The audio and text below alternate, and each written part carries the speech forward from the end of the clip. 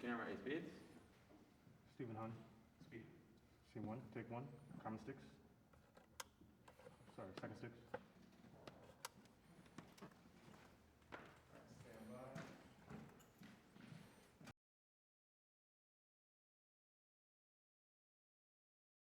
You know, until the middle of the 20th century, slavery was not regarded as a central aspect of the American historical experience. And what we knew about slavery was a result of histories that were written by white Southerners who were, for the most part, apologists for slavery. Things began to change with the advent of the civil rights movement, with the recognition on part of not only scholars but a wider public of the centrality of race and, by extension, slavery and racial discrimination in the history of the country. And so from the middle of the 20th century on, there was growing interest in African American history and certainly the history of enslavement. And over time, as you could imagine, we've learned many things. Among them, we've learned that, you know, slavery was not one thing. Slavery was a system that changed over time. It had its first emergence in the 17th century and lasted, as we know, until the 13th Amendment and the Emancipation Proclamation during the Civil War. It changed in all sorts of important ways as it spread across the Deep South. So enslaved people were not only on plantations, which is how this story had been told, but in fact, half of enslaved men and women were on big farms or small farms. They may have been in units where there were only 2, 3, or 4 slaves, even one slave. We tend to think about plantations as having 20 or more slaves, unless you're looking at the Deep South states where a substantial amount of slaves were on plantations. Elsewhere, they were not. Slaves were involved in doing everything. They were growing staple crops like tobacco and rice. Eventually, in the 19th century, cotton became central. But in many parts of the United States where slavery remained legal, enslaved people were artisans, they were mechanics, they were domestic workers, and they grew food crops as well as, you know, made important goods for plantations and farms. The other thing that we've learned that I think is really, really important is that as the history of slavery began to attract serious scholarship, a lot of the emphasis was on repression and victimization. Over time, one of the things we learned about is how enslaved people themselves struggled to shape the relationship, to resist the power and authority of their owners, to carve out time for themselves, to build relationships, some of them involving family and children, others involving friendship and communication, so that they it was an ongoing battle. Some have described it as a war, which is not off base as far as that's concerned. Sometimes the struggle broke into open rebellion. More often than not, it didn't. But slaves were increasingly aware of the changing political environment around them. They were aware in part because they needed to be aware.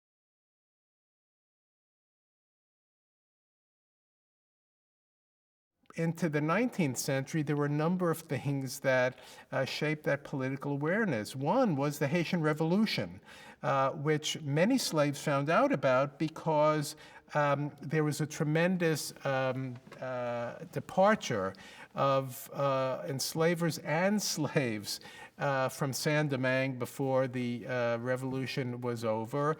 And many of them came to the United States in ports stretching from Virginia in the north down to New Orleans in the south. And word of what had happened in Saint-Domingue and then Haiti, which was the only successful slave rebellion in modern history, where slaves themselves overthrew regime defeated the armies of Britain, Spain, and France and established the second independent republic in the Western Hemisphere. It was part of a process of slavery coming under attack. The late 18th century saw the development of movements against the slave trade and then against slavery itself. Saint-Domingue and Haiti explodes in that context.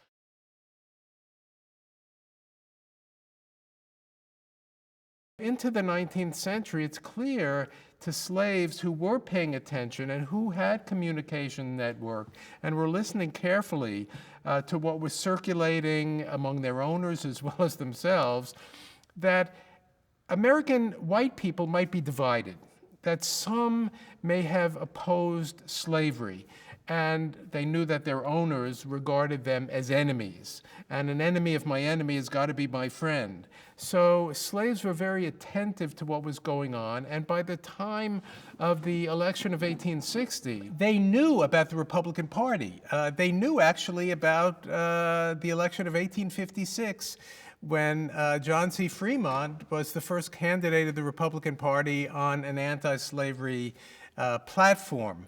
And they knew that the Republican Party somehow or other seemed to threaten their enslavement and might be a force that was interested in their own liberation. And so they looked very carefully when Abraham Lincoln was running for president, when the Republican Party was once again attempting to contest for national power in the United States, partly too because they saw that their owners were increasingly apoplectic about this, were warning about the consequences of Lincoln's election, that he would overturn the social order in the states where slavery was legal and perhaps put enslaved people on the same plane as them. Sometimes I think we have underestimated the extent to which enslaved people enacted retribution on their owners. Part of this is because of a narrative about slavery and emancipation that is more politically comfortable. I think the more we look, the more we recognize that violence is part of both sides. And it's very difficult to imagine contesting slavery. Either you can flee or you can confront. I mean, this is a story, of course, that Frederick Douglass tells about his confrontation with an overseer in particular, where he basically stands up and demonstrates that he has a will of his own and he will not buckle to the demands or power of a white person. But there are many episodes, certainly when former enslavers try to come back to plantations that they had once owned and reclaim them and are driven off.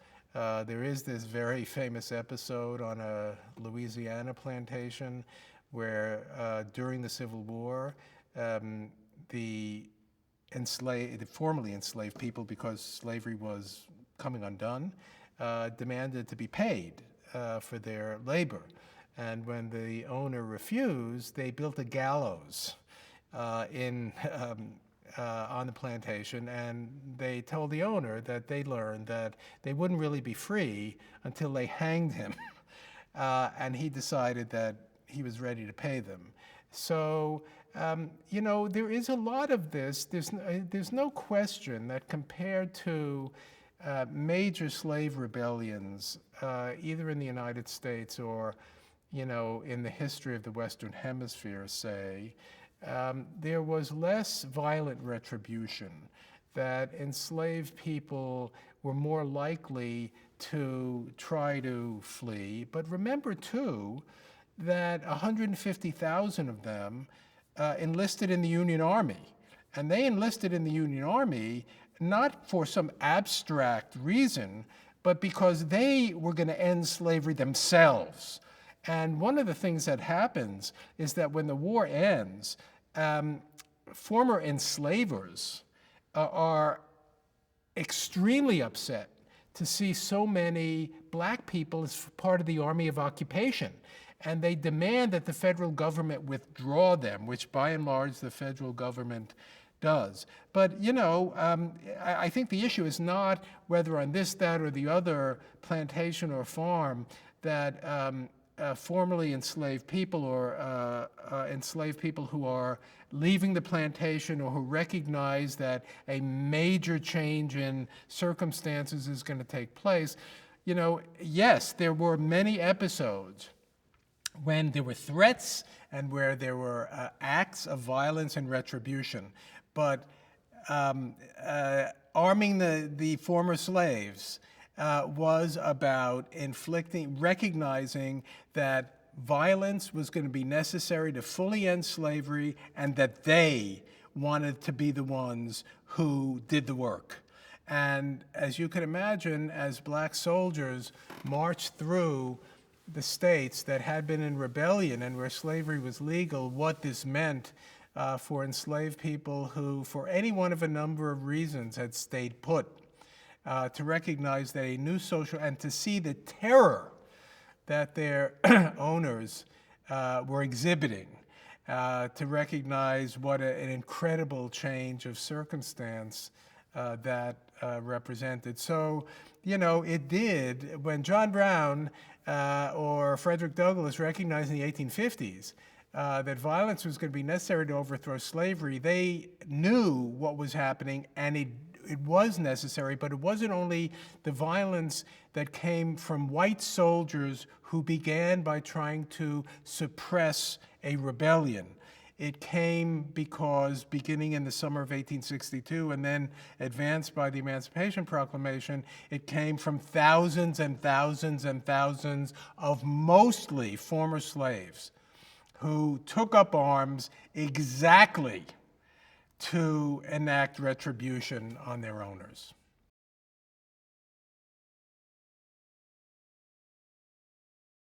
It was a sugar plantation, and on sugar plantations, women are disproportionately field laborers. And the reason for that is because sugar plantations are much more highly mechanized than cotton plantations are, because you not only have to harvest the sugar cane, but you have to grind it and you have to prepare the sugar. And a lot of the skilled work that went into doing that was performed by enslaved men. And so the balances in the fields tend toward enslaved women. And on the Magnolia Plantation, because they were aware of plantations and farms in the vicinity, some of which had been leased out to northern planters who were going to come down and try to make some money off what was going on, they had learned that black people who were working were getting paid a wage. And so they demanded that their owner pay them a wage. And their owner resisted, and they began a labor slowdown. That didn't seem to budge the owner, and so they decided to strike. And the owner still didn't budge, and then they began to construct a gallows in the slave quarters, which was a clear symbol to the slave owner that now things were getting serious, and that they expected their demands to be met, or that there were going to be very, very serious consequences. And at that point, as the enslaver saw this, he recognized that there were Union troops nearby, but he wasn't going to get any help, and that the women and men on the Magnolia Plantation were planning to carry this out. And so he decided that it would make sense to accommodate their demands and to begin to pay them.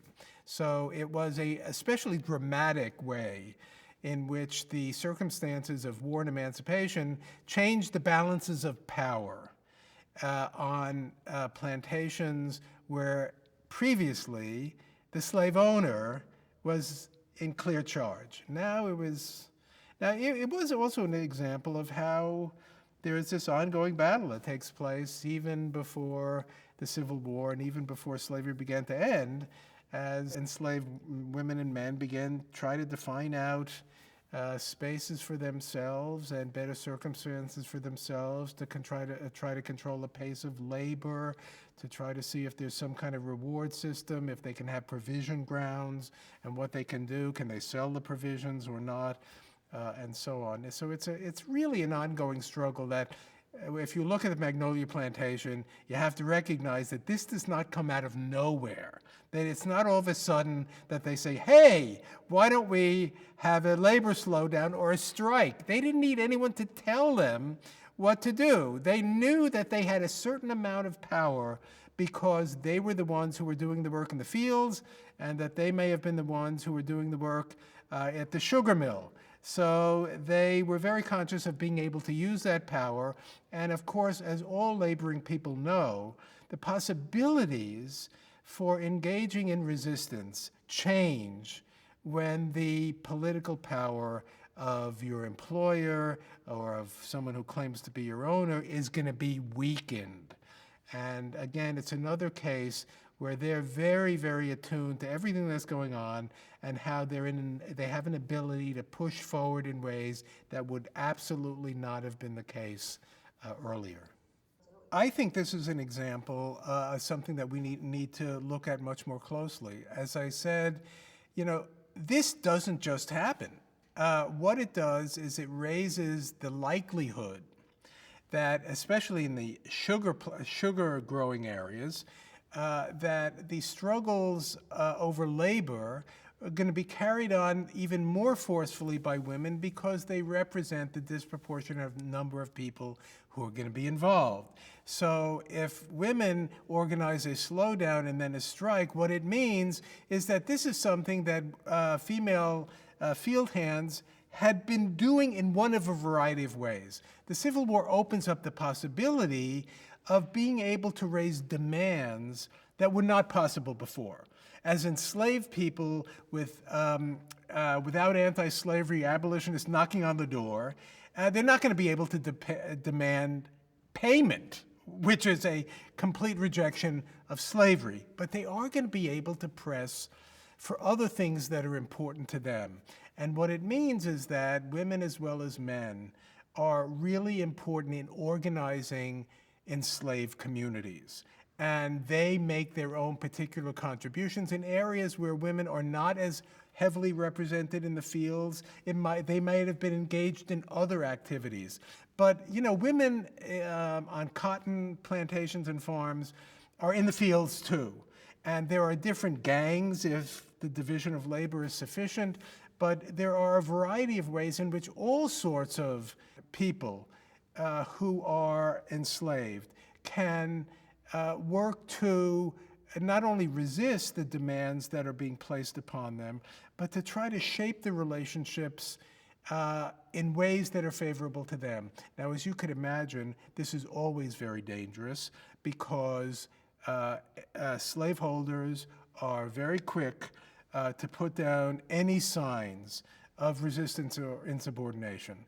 You don't have to count the number of whippings that take place on a plantation to know that all you need to do is see one for it to leave a very, very searing impression. So pushing back, enslaved people are not going to build gallows without circumstances that suggest that they actually have the power to enact this. And it could well take place at a point, and certainly, during the Haitian Revolution, as this turned into not simply a massive rebellion, but one that was really fundamentally undermining the power of slave owners, there were possibilities there that would never have been the case at other times. But again, if you study this, as you suggested, one of the things you automatically have to ask is that, what was going on before? And it's a different view about how we should really look at labor relations and resistance. The slowdown on the Magnolia Plantation in Plaquemine Parish, Louisiana, was led by women. It was led by women because they were disproportionately represented in the field labor force. And it was led by women because it was clear that women were centrally involved in trying to both resist and shape the labor regime, both under slavery and during the Civil War. Slavery was being undermined.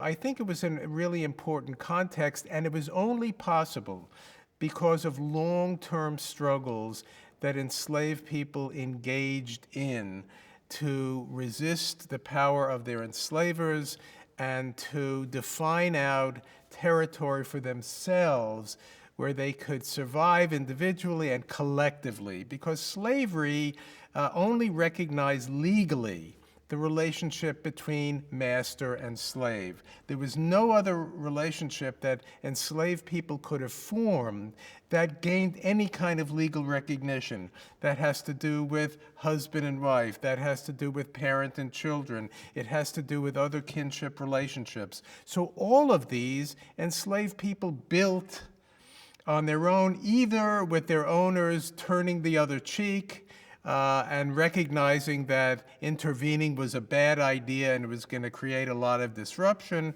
or in the face of great obstacles. As you can imagine, because most slaves did not live on plantations, they oftentimes had to find mates who lived on other plantations and farms. So not only did they have to find space for themselves where they lived, but they had to figure out ways of negotiating territories in between plantations and farms so that those relationships could develop.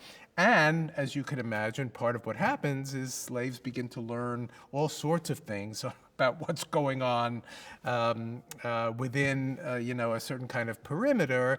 And we do know that maybe 10% of the enslaved population had gained at least literacy in terms of being able to read.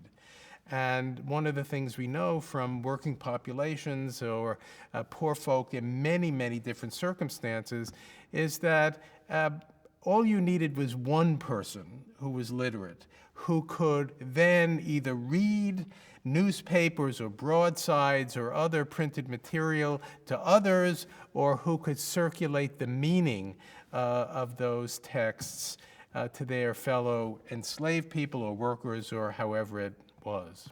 What we do know is that many relationships between men and women who became parents involved moving from the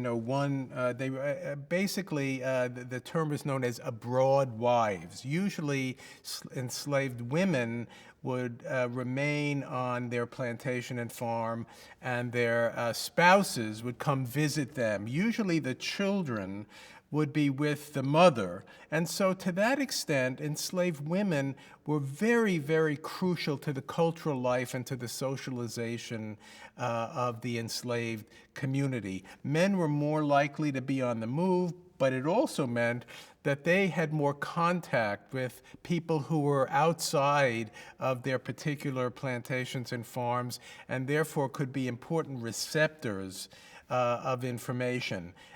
So this is certainly one of the things we know. We certainly know that in many places at certain times of the year, there were activities, sometimes celebrations, that brought enslaved people from neighboring areas together. So it was certainly possible to develop relationships beyond the bounds of particular plantations and farms. Although one of the things that is very interesting about this is that in those areas where there were particularly large plantations, say along the coast of South Carolina and Georgia, where big rice plantations had come into being already in the 18th century into the 19th century, you did have slave communities that could have one, maybe 200 enslaved people on them. And then there was always sort of suspicions of outsiders who might be enslaved as well as potentially free people.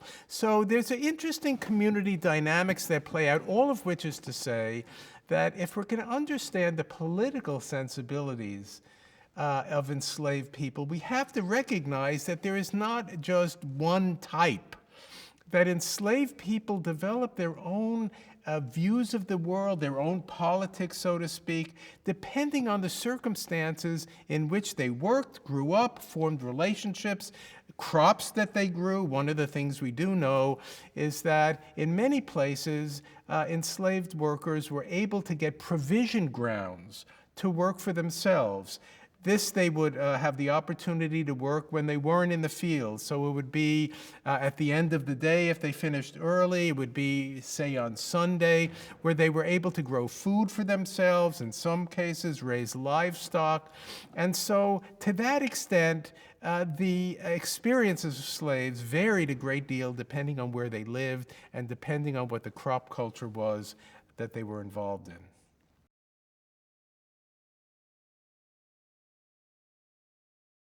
Lincoln certainly embraced the ideas many white Americans did, and black Americans too.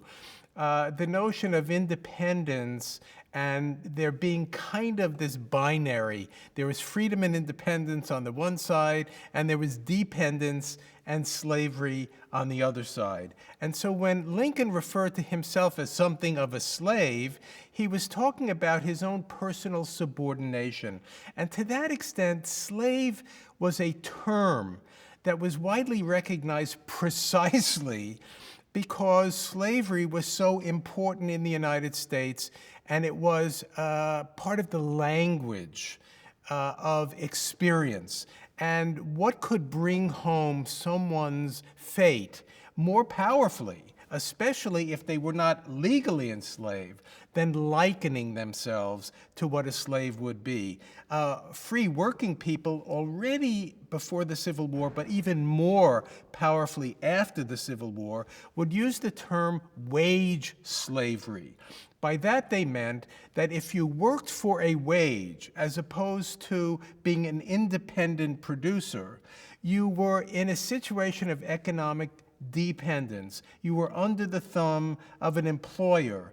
And unless it was regarded as a temporary situation on the road to independence, it came to be seen as being in a position of subordination. So when you would talk about wage slavery, you would really dramatize what it meant, what that subordination could be like. And I think what Lincoln meant, he meant it, I mean, he spoke of it, as I recall, more casual, I mean, sort of casually and matter-of-factly. But, you know, to that extent, I think what he was recognizing is what the consequences of dependence were in people's own lives and their sense of possibilities.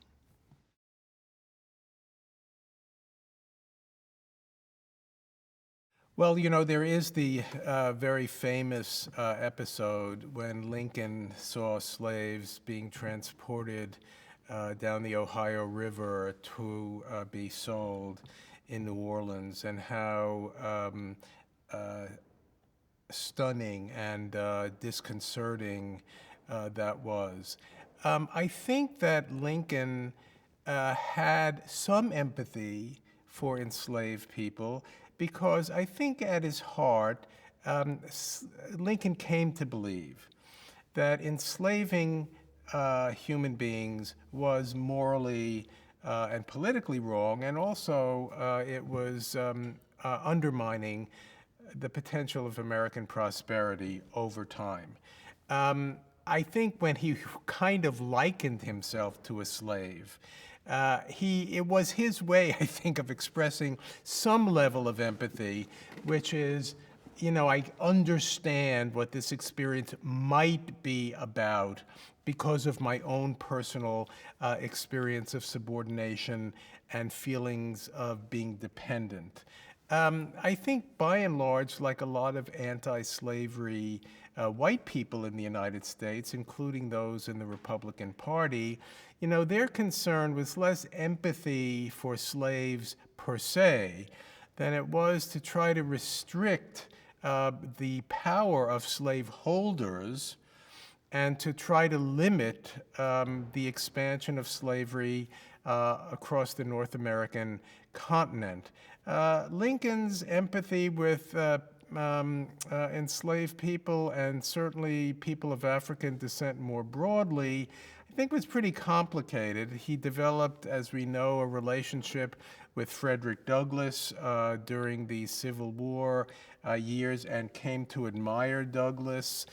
He certainly came to appreciate the enormous courage that African Americans who enlisted in the Union Army played in saving the Union and in establishing the integrity of the battle that Lincoln saw himself involved in. So I think that sense of empathy kind of developed over time, but he was also quite capable of looking black leaders in the face and saying, you and we are different people, and whether it's right or whether it's wrong, our races can't live together in peace and freedom. This was the expression of Lincoln, the colonizationist, even if there was no clear understanding of how it was that colonization would work. His vision of the country was really a vision of the United States as a white person's republic, and it wasn't entirely clear to Lincoln or to many people who were in the anti-slavery movement and in the Republican Party, at least for quite some time, what place or position African Americans would occupy. Douglass himself marveled at the way in which Lincoln spoke to him as if he was on Lincoln's level, even when Douglass was disappointed and upset about Lincoln's resistance to moving forward on the issue of emancipation, on the issue of enlisting African Americans in the Union Army. He also said he'd never been spoken to by a white person as if he was an equal of sorts. So, and I think Lincoln came to admire and appreciate not only Douglass's brilliance, but his important role as a spokesperson, as an activist.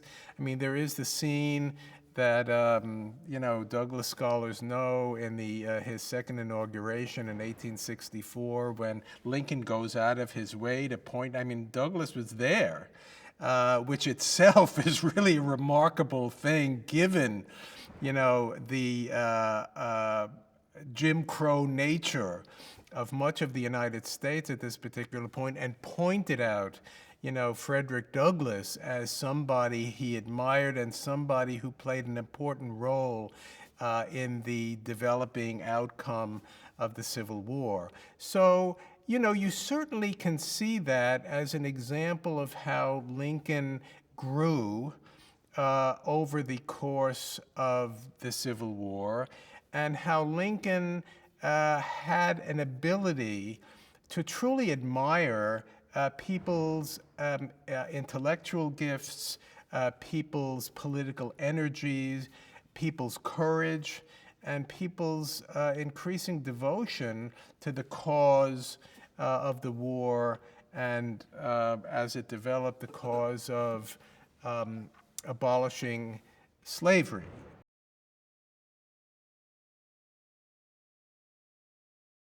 But again, I think it's important to recognize Lincoln as a work in motion, just as the period of his presidency is a period of developing revolution. And Lincoln's own stature had to do with his ability to recognize what enslaved people saw right from the beginning, that they recognized that this was a potentially revolutionary moment. They were the only people in the United States who saw that. Everybody else wanted to make believe that slavery wasn't centrally a part of the story, that it was either putting down the rebellion in the South and restoring the Union, it was establishing the independence of this thing called the Confederacy. Neither side really wanted to involve the slaves, but the slaves understood what was going on completely differently. And to that extent, Lincoln increasingly recognized, he wouldn't have put it this way, that they were right, and that their interpretation of historical events was the interpretation that was on the mark, not his or not those that he called the so-called Confederates. The key to any popular movement, whether it is of enslaved people or other people in situations of repression, is to imagine a world where they have allies as well as enemies. One of the things we do know is that in those cases where slave rebellions took place, almost invariably, there was a sense on the part of the enslaved population that the elite was divided, and that as a result of those divisions, the elite was going to be weakened, and that there was a possibility that there might be people in positions of power who were interested in them. Now, whether or not this was the case, and the sense was usually wrong, nonetheless, it made it possible for people who recognized the disadvantages they had because they weren't adequately equipped, they didn't have military training, and so on and so forth, that it might be possible to mobilize them to imagine an outcome that was favorable. I think what happened in the United States, and it did really happen over time, but more dramatically in the 1850s, as the country itself, in ways that everyone could see, including because of what slave owners were saying, that the country was being ripped apart about slavery. We do know that, there was this massive battle out in Kansas, really, in many ways, the rehearsal for what took place beginning in 1861. And so when the Republican Party came along, running on a platform that basically talked about the non-extension of slavery, but if you're an enslaved person, you don't really parse the differences between outright abolitionism and slavery restriction. They weren't interested in that. What they knew was that there were people competing for power in the United States who wanted a change and who their owners were frightened of, were fearful for themselves, were fearful for their power, were fearful for their families. And so they followed this very, very closely. And they took the representation of the anti-slavery movement and the Republican Party as meaning that they were interested in the same thing that enslaved people were interested in, which was getting rid of slavery. And then in the election of 1860, one of the things that struck me, when you do history, it's all about asking questions. And the questions you ask both either open things up or close things down. And for the most part, until relatively recently, we looked at the struggle of slavery from the point of view of white people who were in positions of power and the movements that they were able to organize and the conflicts between them, as if slaves, because they were slaves and had no official standing in American civil or political life, were in a sense politically inert. But if you start asking questions and try to think that there might be a perspective that enslaved people had, then all of a sudden you become much more attuned to what might be going on. And one of the things that struck me when I was doing my research about this in particular was how much stuff was out there that suggested that slaves were behaving differently, that they seemed to know about Lincoln, and they had an imagined sense that that Lincoln wanted to end slavery, and if he won, slavery was going to be over with. Now, that, of course, was not Lincoln's policy, but it didn't really matter to slaves who had their own idea of who was their ally. I mean, rather than seeing them as kind of just responding in ways that seem to have spontaneity, I think it's important for us to look at slaves as increasingly sophisticated political actors. You know, I found this incredible narrative that was written by a guy named William Webb. And he was a slave who moved between Kentucky and Mississippi before the Civil War. And then he published this narrative after the Civil War. And one of the things he talked about was trying to organize slaves around the election of 1856, when John C. Fremont was running, and how their expectations were being elevated by the prospect of the Republican Party winning. And then when Fremont lost, he, William Webb, talks about how slaves got together and discussed, now what do we do? And he said some of them were in favor of rising up in rebellion, and others said, wait 4 more years. Now, I read that and I thought, this is extraordinary. It wasn't simply the debate, it was that they knew everything about the cycles of American politics. They knew that there was an election of 1856 and there was going to be another one in 1860. They understood that there were these political parties, that there were parties that their owners were aligned with. They knew that the Republican Party wasn't even organized in the states where slavery was legal. And so all of a sudden, you begin to recognize that what enslaved people are looking at is who their allies are and how they can reach out and develop those alliances. So to some extent, they were hoping that Lincoln would win, and somehow or other, so in some places, when it became announced that Lincoln was elected president, slaves just walked off the plantations thinking that this meant that slavery was over with. Now, they had to be very, very careful because their owners had the guns, and their owners could inflict violence, and their owners were not going to put up with this kind of stuff. So all along, it was very dangerous for enslaved people to behave in what were regarded as political and therefore rebellious ways. But it helps us understand how it was that as soon as the Union Army moved into some territory in proximity to where enslaved people live, that they would be willing to take the risk and test out their understanding of what was going on politically, and little by little head to Union lines where they thought it was possible that freedom might be there waiting for them.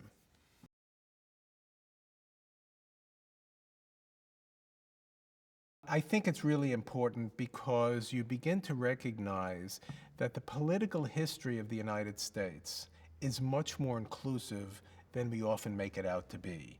And that although elections and political parties and campaigns and formal political office is certainly part of this, that political struggles take place in many, many different ways.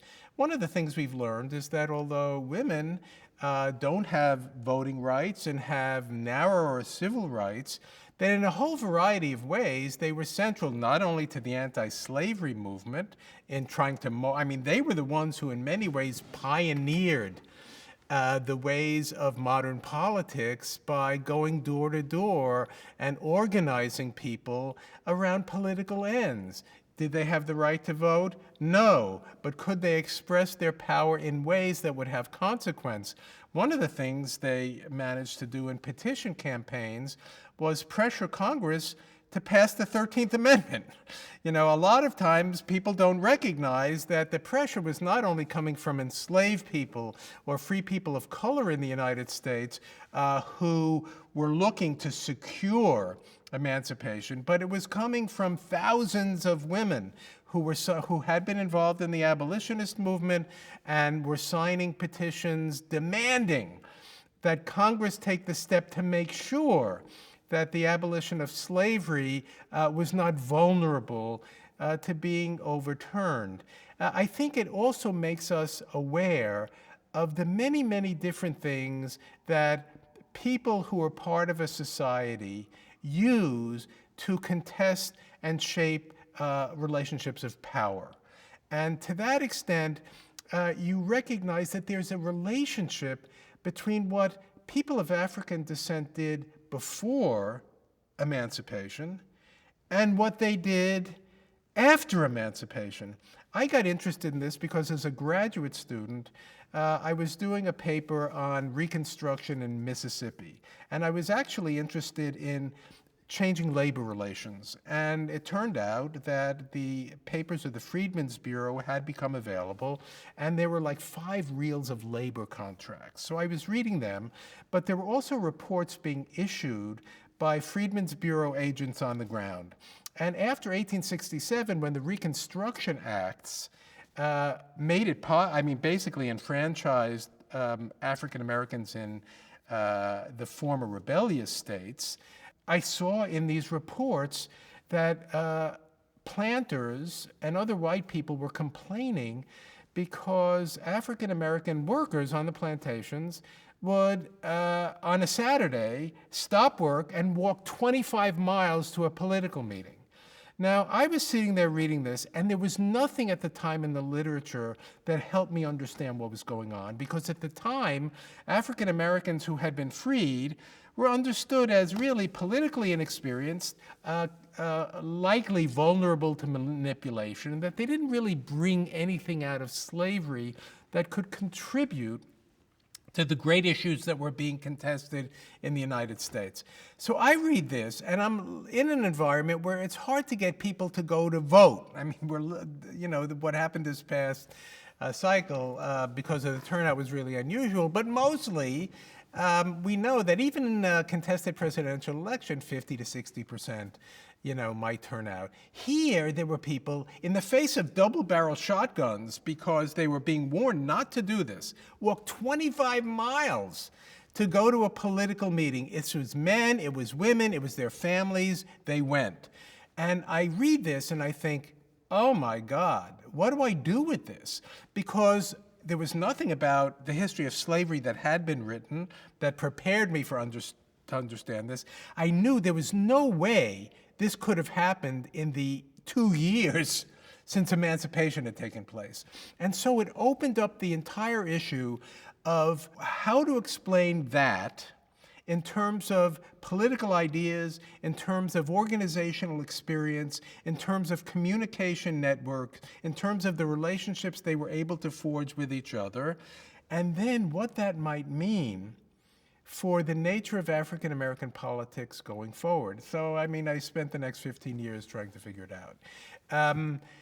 And so, to me, what it did was it changed my whole sense of what American political history was, who the political actors were, and how to understand the important changes that took place not only in the 19th century, but would continue to take place, up to this very moment, as we are extremely, well aware of, that mobilizations that take place outside the formal arenas of politics have enormous influence on what we talk about, how we talk about that, and the possibilities for change and transformation that are on the table.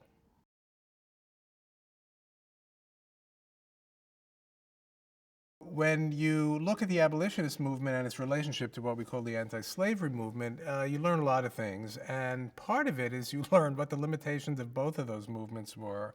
And it was a reminder of how important what enslaved people did. Abolitionists called the morality of slavery into question. They were almost always deeply religious. They had been converted in revivals of the Second Great Awakening, or they were Quakers, who by the 19th century had come to see slavery and any involvement with enslavement, whether it was a slave trade, owning slaves, or whatever, as a sin. And this we associate with William Lloyd Garrison, but one of the things we're beginning to learn was William Lloyd Garrison was influenced by African Americans who were way ahead of him on the slavery question. Garrison was a colonizationist, and then he went to work on a newspaper in Baltimore and learned from African Americans. Finally, for the first time, he went from Massachusetts to a world in which slavery not only was legal, but was centrally important in terms of the power relationships.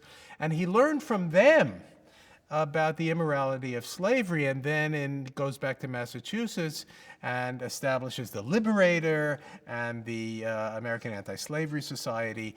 And Garrison's idea, and radical abolitionists, because they didn't want simply the restriction of slavery, they wanted the abolition of slavery. And they wanted the abolition of slavery because they thought it was a sin to enslave people. But what they imagined was trying to persuade people of the sinfulness of what they were doing, and therefore hoping to persuade them that they needed to act and that they needed to end their involvement with slavery. It was called moral suasion. The problem was that, you know, most people in the states, white people in states where slavery was legal, especially those people who owned slaves, didn't have the same view of slavery's sinfulness that Garrison and other abolitionists did. From their point of view, they had been converted in revivals too. They didn't see any problem between being a good Christian and being a slave owner. Now, this is something that Frederick Douglass, if you read his first narrative, as other African Americans who had fled slavery and got themselves involved in the anti-slavery movement saw, is that they emphasized the contradiction between being a good Christian and owning slaves, and they saw it as the ultimate hypocrisy. But their owners didn't see it that way. And so this was going to be a problem for the abolitionist movement.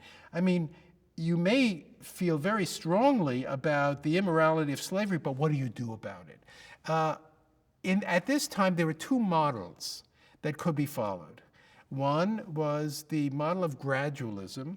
We're talking about the 1830s here, when Garrison begins publishing The Liberator, the anti-slavery societies begin expanding, that abolitionism, you know, doesn't turn into a mass movement, but it turns into a movement with chapters across, you know, from New England out into the Midwest, with anti-slavery newspapers being published that oftentimes depended very heavily on African American subscribers. But the question is, now that you moved to a position of really calling for the end of slavery, right? I mean, white people who were had questions about slavery had been colonizationists. And this idea was, as we know, that somehow or other we would couple emancipation with the removal of the free black population. It was more of a rhetorical point than it was something that had any kind of practical implementation, but nonetheless did suggest that the heart of that thread of the anti-slavery movement was racism, was to try to secure the United States as a country that was for white people and not for anyone else. But by the 1830s, if you were going to think about, well, how does slavery end? There were two models. One was the model that basically led to the gradual abolition of slavery in New England and in the Middle Atlantic, which basically said that slaves born after a certain date would be free once they reached a certain age. It really dragged out emancipation over many years. It dragged it out so slowly that most northern states had to pass emancipation laws twice because there was so much ambiguity. And that was going to take a long time. The other model was the Haitian Revolution, which was the violent overthrow of slavery. Now, by the 1850s, there were more abolitionists, especially African Americans, but also people like John Brown, who began thinking that the only way to end slavery was through violence, that slavery was violent, that slavery was power that depended on violence, and that the only way you got rid of it was through violent means. But up until, at that very point, an anti-slavery movement had really developed a mass base. And that was first through a variety of third parties like the Liberty Party, and the Free Soil Party, but finally through the Republican Party, which was not about slavery as being a sin. It was not about abolishing slavery where it existed, because Lincoln, like other Republicans, believed that the federal government did not have the constitutional authority to abolish slavery where it was legal in the states. And so the only thing that they could do was restrict slavery from expanding into federal territories in the trans-Mississippi West. And they also embraced the idea of colonization, which Lincoln hung on to for a very long time, even through the preliminary Emancipation Proclamation. So you had an anti-slavery movement which was about restricting slavery, somehow thinking that if slavery was restricted, eventually it would collapse from within.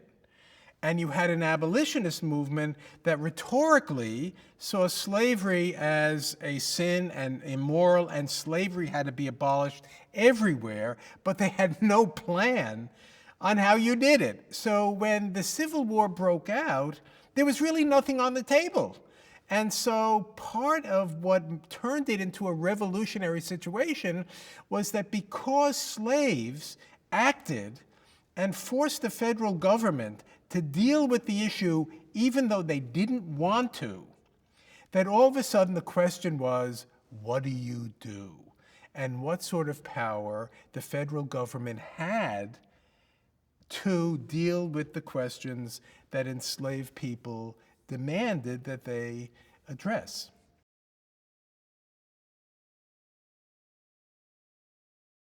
Somewhere between 400,000 and 500,000 slaves were behind Union lines in the very latter part of the war, and 180,000 people of African descent ended up in the Union Army and Union Armed Forces, 150,000 of whom started the war as enslaved people. It was a process of I regard it as a rebellion, because if before the Civil War, a plantation with 35 slaves all of a sudden saw those slaves flee, it would be regarded as one of the biggest slave rebellions that ever took place in American history. Somehow or other, during the Civil War, we don't see it the same way. And I think it really has to do with the investment of a lot of observers and scholars in playing down the rebelliousness of enslaved people and playing up their devotion to the Union and their quote-unquote rational behavior. When I've written about this, I've tried to emphasize what I think is a true rebellion against their owners who, did not look kindly upon what they did. And one of the dangers for enslaved people leaving their plantations and farms and heading to Union lines, because we know at the very beginning, the fugitives, if you want to call them, or rebels you want to call them, were overwhelmingly young and overwhelmingly male.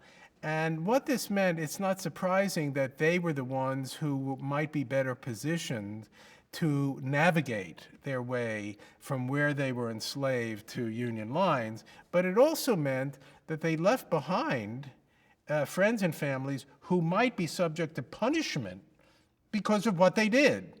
This is something that was familiar to enslaved people, because when individual slaves might have resisted enslavement in all sorts of ways, including by running away, that one of the ways in which slave owners addressed this was letting everyone have it. So it was very risky business. And I think what you're looking at is a process by which enslaved people increasingly looked to the federal government and the Union Army as a political ally.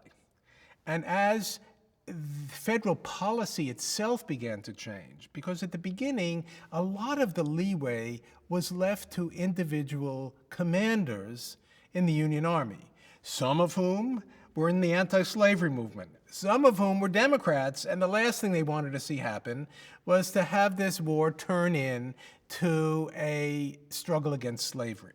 So there were those who were trying to facilitate that shift, and those who had no interest at all in moving in that direction. little by little, as they began to show up, and as the federal government had to, deal with now what do we do?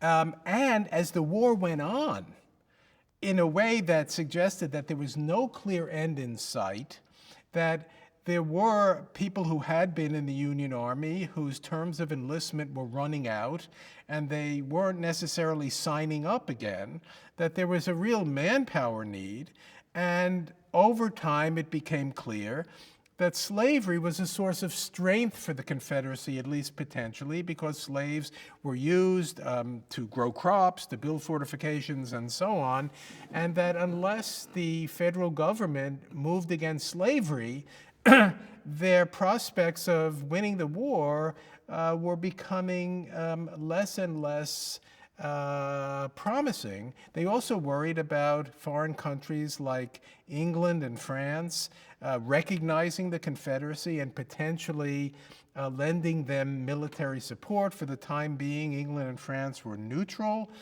in the struggle, but as the war kind of went on and on and on, with no clear end in sight, something had to be done. Now, one of the things that does happen is that you do have abolitionist military commanders who think, why aren't we organizing slaves? Why aren't we arming the slaves, basically? In South Carolina, there was a general named David Hunter, and he began organizing a slave unit until it was shut down by the Lincoln administration. This kind of stuff is happening in a variety of places, so that it's clear to those who were part of the anti-slavery movement, who were abolitionists themselves, they share the view of enslaved people that this is a turning point, that this is the moment when you have to act. Because if you don't act now, you're never going to get, emancipation. And this was, something we have to recognize, is that we tend to have a view of history as kind of moving inexorably in a certain kind of direction. And therefore, once the Civil War started, it was obvious that slavery would end somehow. Fact of the matter was that there was every reason to think that that would not happen at all. If you look at what was going on from the beginning, Lincoln said, no, this isn't about slavery. The Confederacy had no interest in putting slavery in the middle of this. This was about their own power or state rights or the right of rebellion, however they wanted to see it. Little, it begins to develop, and in incremental ways, certainly at that particular time. So the possibility of arming the slaves is raised in a whole variety of ways. It's also raised by free black leaders of color like Douglass, who also recognize that now we have encountered the moment and we have to do this. And they also recognized that enlisting African Americans in the struggle was not only going to be central to ending slavery, but it was also going to be important in making the case for civil and political equality. We have to remember that up until this moment, African Americans could not serve in the United States Army, and they could not serve in the state militias. Now, that doesn't mean that they didn't participate in America's wars, but not in a formal way. And the reason for that was that white people recognized that there was a relationship between military service and political rights. Military service was the emblem of manhood. This was understood in the 19th century as the essence of civil and political authority. And if enslaved people, or if any black people who, of course, had the mark of slavery because they were black, if they could participate formally in the militias or in the United States Army, they would really have good claims to make the case, as they were trying to do in the decades leading to the Civil War, to get civil and political rights. So the argument was not simply to get African Americans on the side of the Union. It was not simply because African Americans in the fight would help tip the balances against slavery. It was also because African American enrollment in the United States Army was going to be an important basis for arguments that not only should slavery end, but African Americans ought to have the same rights as anybody else.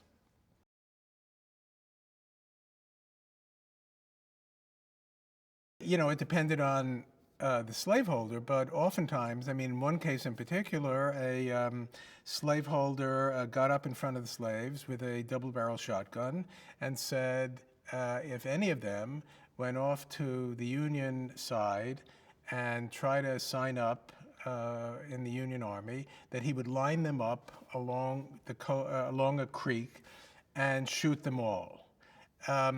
You know, there was the corporal punishment that was inflicted. There were some who were going to try to sell slaves if they could. I mean, there continued to be a slave market through much of the Civil War, even as it was becoming increasingly clear that the status of enslavement itself was being called into question. Communities could be broken up, parents and children could be separated, and of course, you know, other kind of rights as the slaves understood them, but privileges as the owners understood them, which allowed for visiting, which allowed for taking care of family concerns, could be restricted. And, you know, especially corporal punishment, whipping, or murdering slaves who showed the ingratitude or rebelliousness of joining the enemy of their owner. I mean, there is this amazing case in the lower Mississippi Valley in a place called Davis Bend, where Jefferson Davis and his brother Joseph Davis and several other adamant secessionists have big plantations. And Joseph Davis, believe it or not, was inspired by Robert Dale Owen, the kind of utopian socialist of the early 19th century. And he tried to create what he thought was an ideal slave community. And when he fled, because the Union Army was coming, not only did all the slaves stay, and they would continue to farm the land on their own, but they ransacked his mansion. So it was clear that, you know, the slaves on his plantation didn't really understand what he was doing in quite the same way. There are all these, you know, encounters that suddenly make it possible. The veil is pulled back. And in cases where enslaved people felt it necessary to go through the theater of submission, now, because everything, the political landscape, was entirely being transformed, the veil is removed, and enslaved people can present themselves for who they are, much to the shock and anger, sometimes rage, of people who claim to be their owners.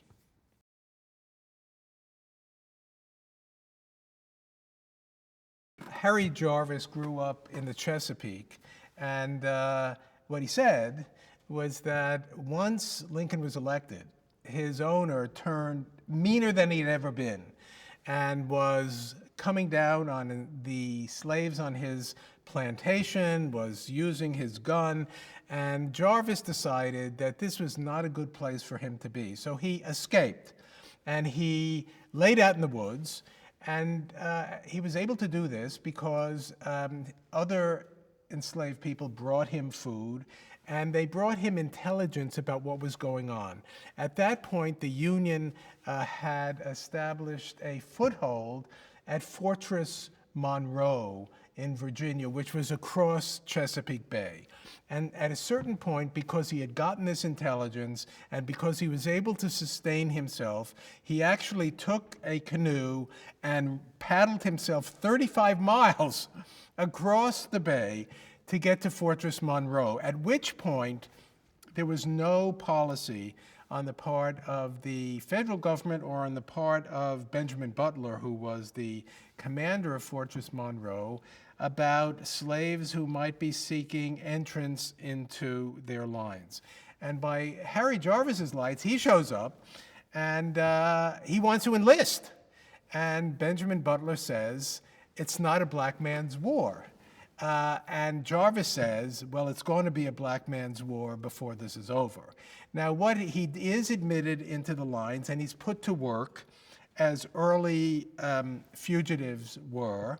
And what he sees in the short time he's there is that slave owners can show up and ask for the slaves who had escaped to Fortress Monroe to be given back to them. And he saw one case in which they were, and Jarvis decides, you know, I know what's going to happen. My owner's going to show up, and I'm getting out of here. So he basically leaves. He gets employment on a vessel, and he is sailing around, including into the Caribbean. And 2 years later, he gets back to Massachusetts, and as he says, he finds out that he was right all along, and he signs up with the 54th Massachusetts Regiment and gets involved in the military fight against slavery. Now, this is just sort of such a great case of enslaved people being way out ahead of anybody else about the political significance of what is going on. And when he says to Butler, who I might add is a Democrat who had voted for John Breckinridge in 1860. So, I mean, Breckinridge was someone who effectively is the southern wing of the Democratic Party, but now he is a commander in the Union Army, and he eventually comes up with the contraband policy, which admits enslaved people who, could be put to work rather than left to work on Confederate fortifications, which is what Butler was concerned about. But it was clear that Jarvis had a completely different understanding about what he was doing. He was basically going over there and saying, I'm offering myself up. I think you're my ally, and I want to fight for you. And Butler says, wait a second, that's not what's going on. And Jarvis says, that is what's going on. But he's going to have to find another way to take up his time until things, have finally changed, and he comes back to see that what he had predicted was in fact the case.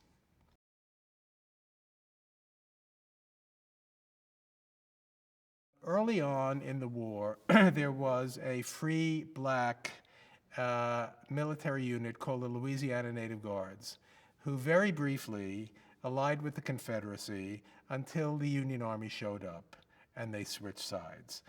Elsewhere, there were enslaved people who were taken by their owners into army camps with them because they expected to be waited on that's what slavery was, right? You can take your slave wherever you go. And there's no question that enslaved people were impressed, forcibly, sent out to build fortifications, to work in a variety of Confederate operations, some of which were in army camps. Of this, there is no doubt. But I have never seen any evidence of people who were enslaved joining the Confederate side. There were some black people who did. I mean, there is a case of a black slave owner in South Carolina whose son actually signs up for the Confederate Army. But they were free, and they were in very unusual circumstances. But the argument about black support for the Confederacy is just, it's imagined. Now, there was a discussion among Confederates about whether they should, try to enroll enslaved people in their army. And there were some, including Robert E. Lee for a time, who was an advocate. But then that raised the question of, then what do we do? Is it possible that you can arm the slaves, feel secure that they're not going to turn the guns on you, and then send them back to slavery if the war ends on favorable terms? Everybody recognized that there was no way of doing this without some kind of commitment to emancipation, which of course then undermines the whole reason of organizing the Confederacy, seceding from the Union, and fighting in this war to begin with. Now, at the very, very end, they pass a bill that is designed to recruit some African Americans, but the war ends before, with no promise of freedom, I should add, but the war ends before there's any way of seeing if this might have worked or produced any soldiers. I doubt it. Look, there were enslaved people who didn't want to join the Union side. There were enslaved people who had learned that those who fled to Union lines were badly treated, were exploited. If they were women, they might have been sexually violated. News and information, spread widely, and so some decided either to stay put or to struggle on their own plantations and farms to undermine slavery as they knew it, and to find out new relationships that might be more complementary to a world of freedom. So, this is a very complicated story, and the Union side also tried to impress black men to join the Union Army, and there were cases where they fled. So they didn't want to do that, and because they weren't really sure whether these Union soldiers were really on their side, and then they would hear things to suggest that maybe that wasn't the case. So, as you can imagine, enslaved people, women as well as men, were all ears because there was so much at stake in what they decided to do. But as far as black support for the Confederacy, I know there's been a lot of efforts to come up with it, but I haven't seen it. And I know the documents for the Civil War period pretty well, and there's just nothing there.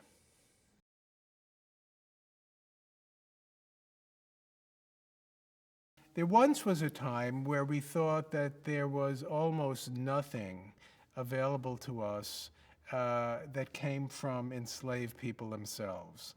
And little by little, again, this is a matter of asking new questions, we became aware of all sorts of sources. One of the most important sources was of narratives and memoirs that were written by people who had been enslaved but who had fled their enslavement and managed to find, in one of a number of ways, the space to get involved in the anti-slavery movement, and in contributing to that movement, to write about their own experiences under slavery. There are many, many narratives and memoirs written by women as well as men that offer us a kind of vantage point into what life might have been like. There's also a huge number of interviews that were done in the 1930s by the Works Progress Administration, the WPA, during the New Deal, which went out to interview all sorts of Americans, but including people who had an experience with slavery. Now, you can imagine by the 1930s, you're looking at people who are both very old and probably experienced slavery as children, and therefore, oftentimes what they tell us of slavery was less their own experience than the talk and stories that formerly enslaved people kind of passed down over time. We then find all sorts of other records that were left to us sometimes by slaveholders who are writing about how their farms and plantations are run, what enslaved people on them do, complaints about the behavior of people who are enslaved, runaway slave notices, where we can learn a lot about what slaves looked like, what they wore, if they spoke other languages, because you can imagine a slaveholder who wants to get the slave back has to give as detailed a description as possible, and that has been very useful. One of the greatest collection of sources about slavery are the records that were generated by the Civil War itself and by the early Reconstruction period. One of the things that happens is not only the military records tell us about enslaved people who came within Union lines or may have signed up to fight against their owners, but a whole variety of Northerners who go south with the American Missionary Association, with other reform associations, with the American Freedmen's Inquiry Commission, which was organized by the Lincoln administration to try to figure out what the federal government needed to do to supervise the transition from slavery to freedom. And so they're going to go down, they want to understand, do enslaved people respond to monetary incentives? Do they understand private property? What is their sexuality? How have they, do they take marriage seriously? Do they understand parenting?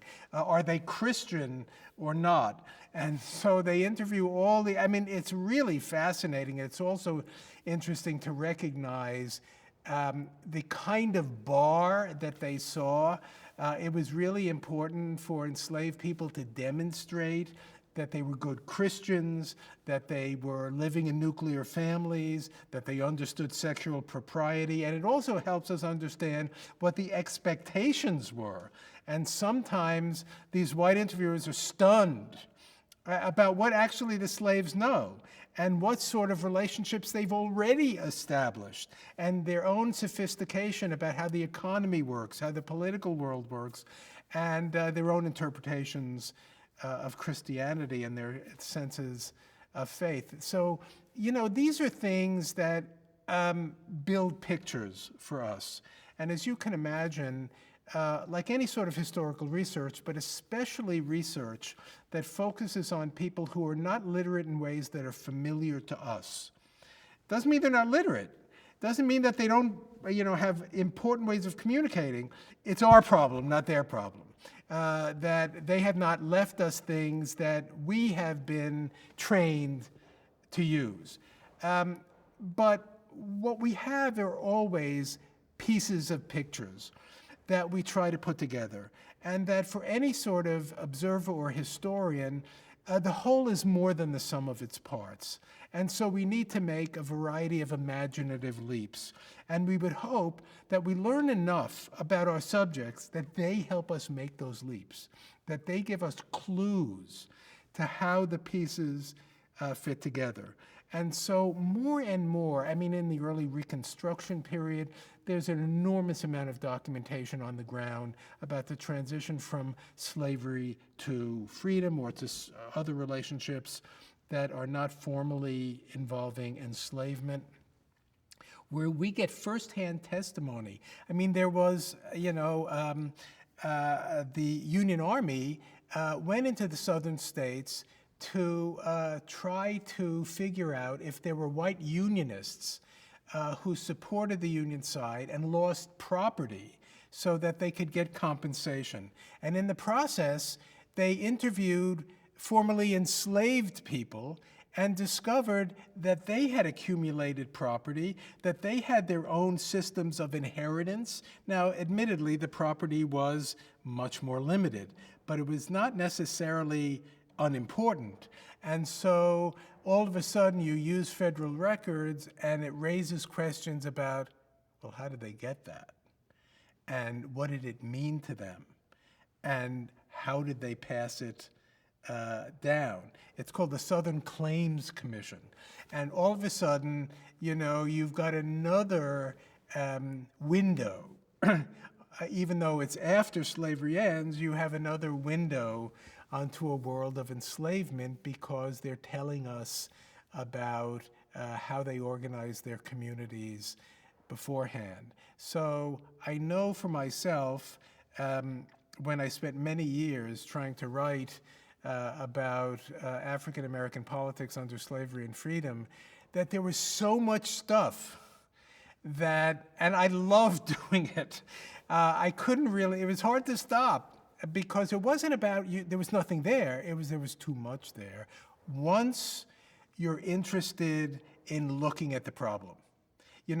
Back in the 1930s, when W.E.B. Du Bois wrote his masterful Black Reconstruction, he has a last chapter called The Propaganda of History. At that particular time, the predominant interpretation of Reconstruction was kind of the birth of a nation.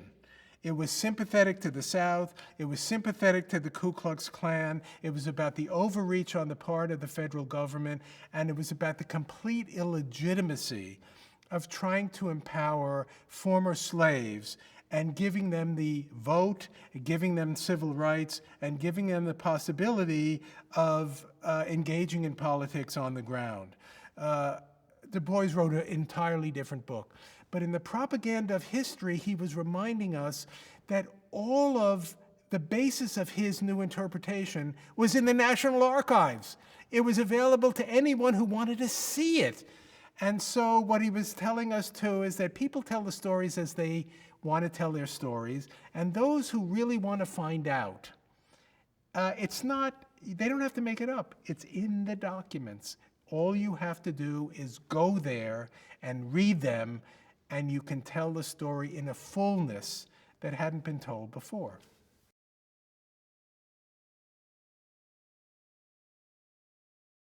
It's hard to believe when we think about mobilizations that are taking place now around issues of connections with slavery, the nation's own hypocrisy, that for the first half of the 20th century, the story of American history was laid out in which slavery was hardly mentioned.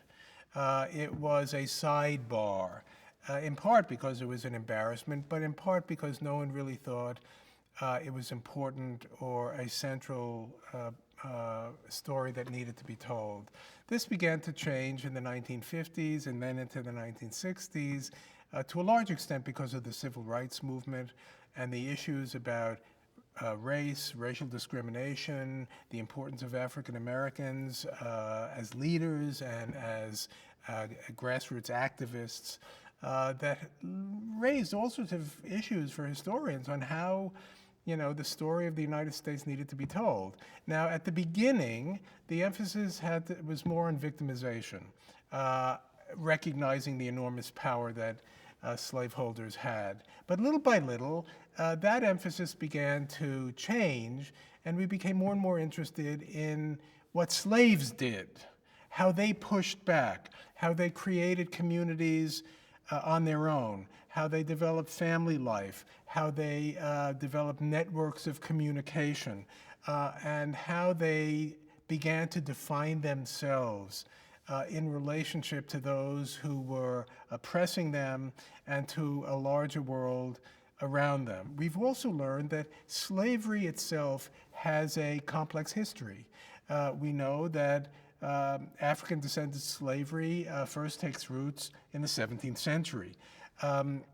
For the first couple of centuries of enslavement, it is really along the southeast coast of the United States. Of course, every colony in the United States had slaves. Slavery was legal there up until the time of the American Revolution and for well after it in many places. And so slaves were involved doing many different things.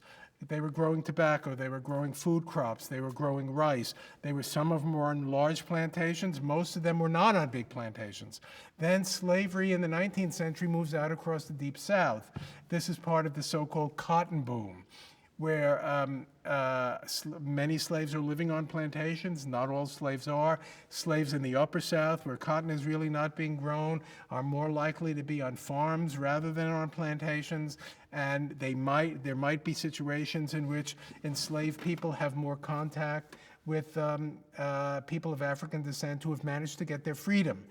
In the southern states at the time of the Civil War, there were about 4 million people who were enslaved, but 250,000 people of African descent were free. So part of what we've learned about the story of slavery and of African American history is that slavery is not one thing, that slavery is experienced by enslaved people in many different ways. Sometimes the gender balance on plantations and farms varies. It raises possibilities about how families can develop, whether men and women can find mates for themselves, where they live, or whether they need to move around much more, what it means to live on plantations where they're growing a particular kind of crop, and what sort of labor regimes are possible. And it has to do with their proximity to information, their knowledge of not only what's going on in the economy and their contributions to it, because certainly one of the things you realize is that enslaved people were well aware of the wealth that they were creating, not only for their owners, but were creating for other people, and the importance of slavery in the economic growth of the entire country. But their access to other forms of information, a lot of which is political. You know, what is going on in the country, what political parties exist, how the institution of slavery is being discussed. And certainly after the Haitian Revolution, when refugees from first Saint-Domingue and then Haiti begin to leave, and about 10,000 of them come to the United States, whether as far north as Philadelphia and far south and west as New Orleans, that the populations change and information about what happened there. So all of a sudden, as the 19th century dawns, you have this very contradictory situation. Slavery is expanding in the United States as it is expanding in other parts of the Western Hemisphere, and yet at the same time, slavery is coming under attack by people who are organized. Some of them are organized in abolitionist societies, and some of them have organized as enslaved people or free people of color in places like Saint-Domingue, and have risen up and literally not fled slavery, but overthrown the system. And so by the 19th century, more and more enslaved people understand that there are divisions among powerful people in the white population. Some of them are strongly in support of slavery and benefit directly, but there are some others who are raising questions about the wisdom, the morality, the politics, and the economics of slavery, and people who might be their allies. And so that is the situation as the antebellum period comes to a conclusion.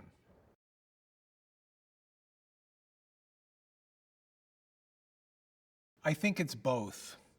I think he was being pushed, but he was also leading. Because as we know, people in positions of power like the president can do all sorts of things to push back and to deflect and to lead in different directions. I think initially Lincoln pushed back.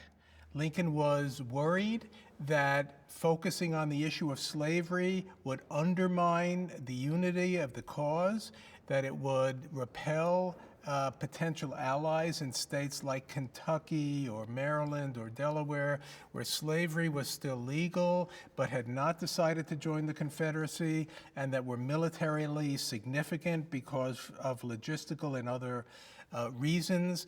And so when either enslaved people or some of his own officers wanted to lead in another direction, initially Lincoln pushed back. He pushed back for any one of a number of reasons, but certainly the political circumstances were important. But over time, for a variety of reasons, I mean, one of the things that's interesting to think about is that the war dragged on for a long time in ways that no one could have anticipated at the beginning.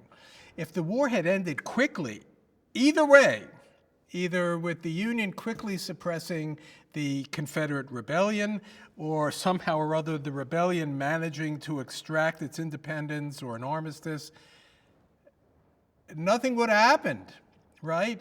So it was in some ways the bloodbath that the war turned into that enabled those who were pushing for something else to have increasing influence and increasing power, and to make it clear to Lincoln, who was most interested in suppressing the rebellion and in reestablishing the Union, recognizing that the only way he could do that was by fundamentally changing the power relationships that existed in the United States. It was not something he was prepared to do in 1861 when he became president, and little by little, he moved to a situation of almost inevitability.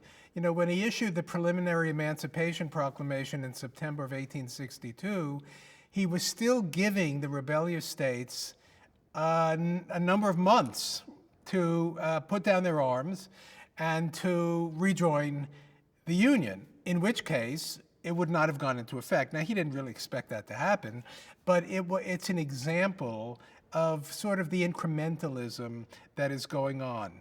There's no question that, you know, what is so important about Abraham Lincoln and why it is that, you know, you can fill whole libraries with studies and you will continue to find them, is precisely his ability to struggle intellectually and politically and to move.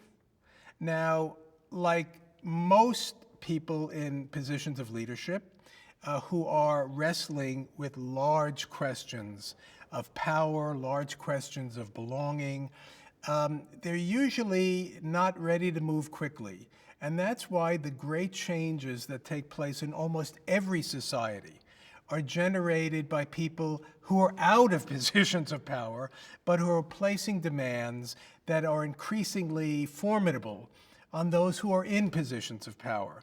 I think Lincoln demonstrated that he was able to move, he was able to change, but that there were a lot of things that remained in place. To give you an example, in 1863, he met with a number of tribal leaders about the destiny of Native peoples, and related to that, the destiny of the Trans-Mississippi West.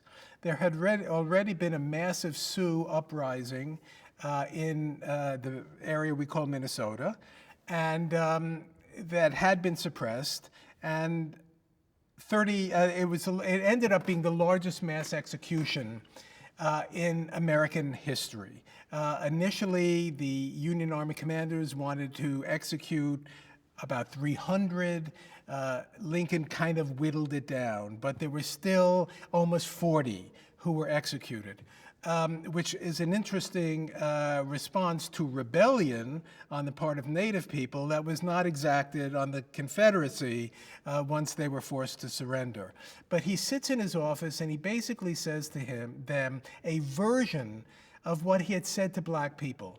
He said, you and we are different races, and whether we like it or not, this is the way it is, as a way of justifying colonization.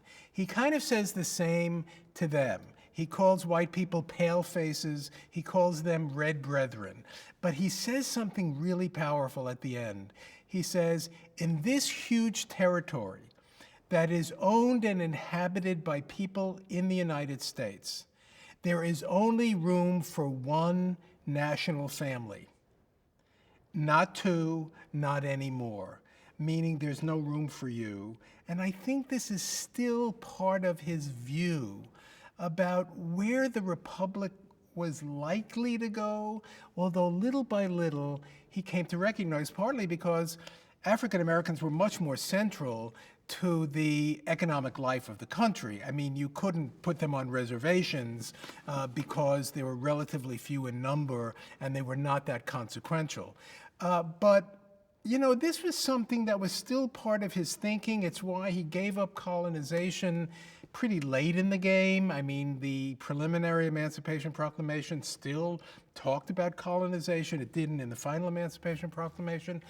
And it does remind you of the limits of his ability to conceptualize a country that actually was multiracial. I don't think he was there. Where he was moving was not simply in the direction of emancipation without compensation, enacted by the federal government, which he had claimed at the beginning it did not have the power to do. So that's huge. I mean, I don't think there's any other case in American history where the property basis of an entire class is expropriated, the way in which it was during the Civil War. And he also believed that all people were entitled to the fruits of their labor. He believed that free labor should be national. It should be within the borders of the United States. It should be, that's the way it was. There should be no alternative to that. Little by little, he seemed to think that some people of African descent, maybe soldiers, maybe others who took a leadership role during the war, those who might have had property, those who might have been literate and had some education, maybe they should gain political rights. Certainly in the last speech before he was assassinated, he kind of intimated that. But remember, even in his first Reconstruction plan, he did not insist, he insisted that slavery be ended, but he did not insist that there be any civil or political rights for people who had been enslaved. And even in the 13th Amendment, which was passed while he was still alive, there's really no provision for the status of African Americans beyond the end of slavery. So it's a very fuzzy as far as that goes.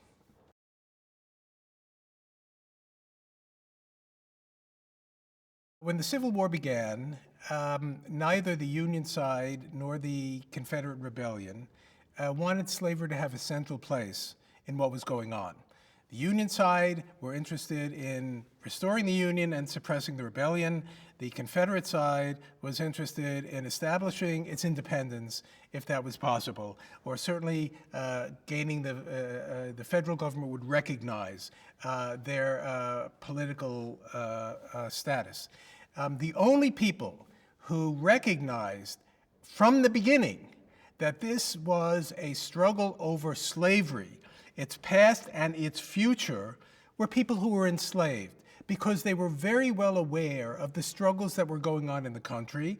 They were very well aware of the fact that there were people in the United States who wanted slavery limited or ended, and their interpretation was that they had allies. And therefore, they were ready to respond to any event or set of events that confirmed their interpretation. And when the Union Army invaded the South, their view was that the intention of the federal government was to defeat their owners and therefore to undermine slavery. And as a result, they responded. And by responding, they put slavery on the table in a way that neither side wanted to see it. And therefore, it became a central aspect of the war and of American history because of what they did. They responded in a number of different ways, but most powerfully, they responded by resisting the authority of their owners, fleeing if they could to Union lines, eventually taking up arms to serve in the Union Army and to defeat their owners and to ensure that slavery ended.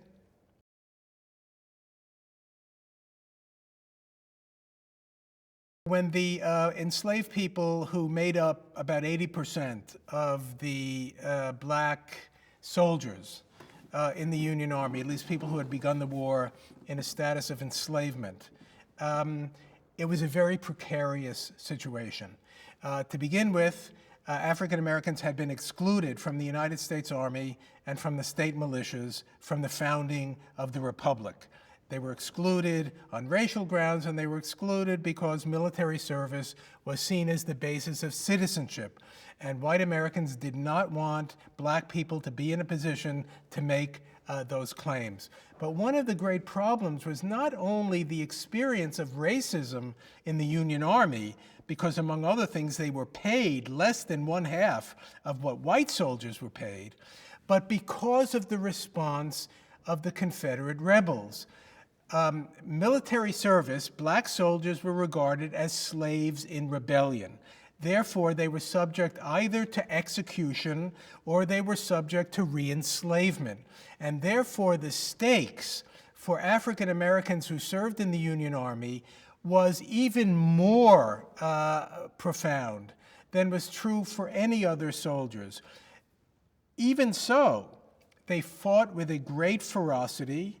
They fought in ways that enabled the Union Army that was facing a manpower problem in 1863 to keep its forces in the field and to keep the enormous pressure on the Confederate rebels. So in many ways, black soldiers who faced daunting prospects turned the military tide of the war as they did the political tide of the war.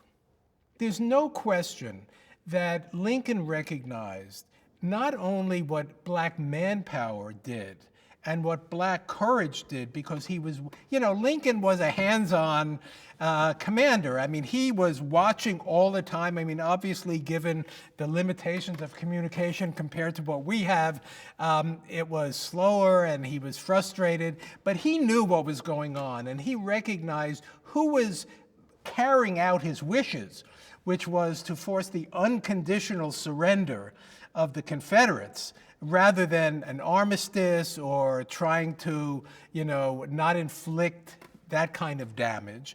And so he wanted to see those who were pushing in that direction. And it was clear to him that this was exactly how black troops understood the meaning of the war, that it had to be fought to the end. It had to be fought to end slavery, because they knew, as well as anyone, that history can move backwards and that they had to make sure that history moved forward. And precisely for that reason, I think, when he fashioned his first Reconstruction plan, he did it really with a view to end the war as fast as possible. And it's clear he was not taking full account of the black contribution to how the war would turn out. But certainly after that, in the last months and year of his presidency, it was clear that he was beginning to recognize that African Americans had acted in a way that really changed what the war was going to be about and whether the war could be won. And I think that's why he began to contemplate extending political rights, at least in a limited way. Now, obviously, we have no idea what would have happened, once the war was over and how he was going to supervise the Reconstruction that was already underway. But it certainly suggests an openness that Andrew Johnson did not have to the possibility of African Americans being part of the body politic of the United States. I think he felt a debt to African Americans. He recognized the role that they had played. Certainly he had a special relationship with Frederick Douglass, who he admired and listened to, even if he didn't always agree or respond in ways that Douglass would have liked. But Douglass made an impact. It was there. And so I think that he recognized the debt. I don't think he had really developed a way of understanding or devising a way to repay that debt beyond the end of slavery. No, when slavery ended in the United States, it didn't end gradually. I mean, it ended in, very forcefully, dramatically, in one sweep.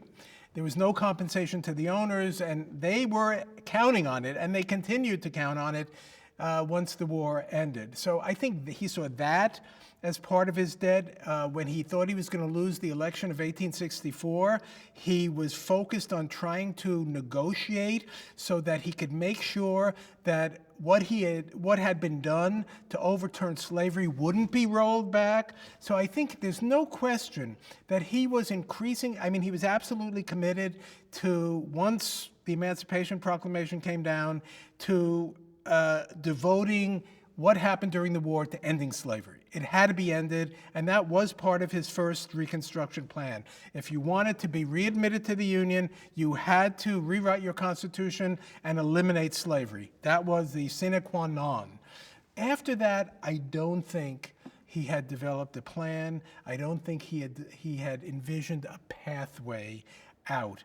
And you know, you could make an argument in any one of a number of directions that he was headed that way, or that he had actually reached the limits of what he was prepared to do. And it, you know, raises interesting questions about what would have happened if he had not been assassinated. And I know when I'm asked that question, you know, what would the story be like if Lincoln had lived? My response is always, we really don't know, but I feel quite confident that we would think less of him.